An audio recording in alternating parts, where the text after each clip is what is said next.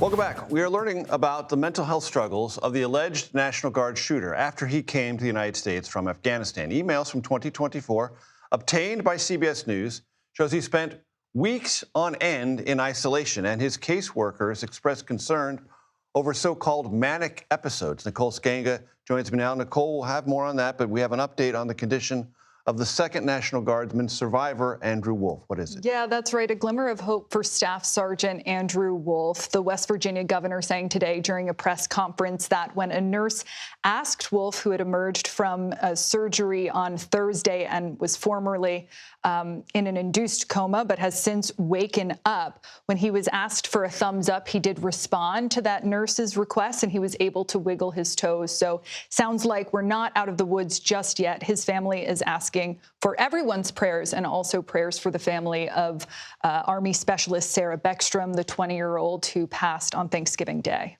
Very good. So Ramanola Lockenwall is the suspect.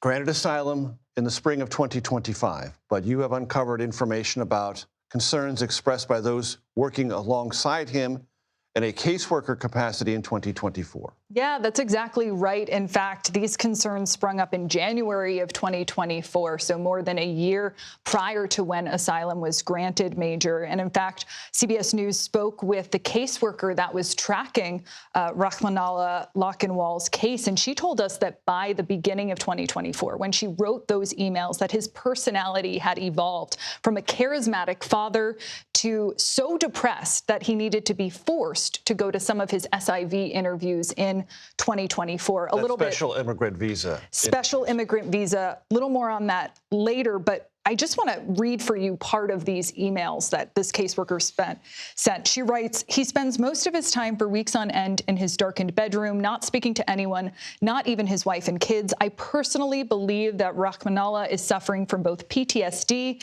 and his work with the U.S. military in Afghanistan, and that he is possibly manic depressive. And we have heard similar anecdotes of struggles with PTSD, both from U.S. officials, from folks who knew him here in the United States, and also from Afghan officials who formerly worked with him back when he was a commando. Do we know if anyone who approved that asylum designation in 2025 had any awareness of these emails? As of this point, that caseworker does not believe that DHS or USCIS were aware of her concerns. She said no one from DHS or USCIS had reached out to her about them. Major, it's not even clear, however, if someone having a mental health disorder or struggling with this sort of thing, if that would have, removed them from or disqualified them from the legal obligation that is asylum, right, which is this well-founded fear of persecution. Right. And of course, we know the suspect had this well-founded fear of persecution by the Taliban. I do want to note, though, that he was going through these special immigrant visa interviews at the same time as he was going through these asylum interviews. And one process is a little more intense than the other. When I spoke earlier today with Andrew Sullivan, he's a former Army commander who also runs No One Left Behind to help Afghan evacuees who helped us during the war resettle. He sort of noted this as a failing of the U.S. government, and not just the Biden administration, but previously the Trump administration, Trump 1.0, as well as the Obama administration, if our viewers would like to take a listen. Go ahead, please. A lot of this begins with the withdrawal. We had under-resourced the special immigrant visa program.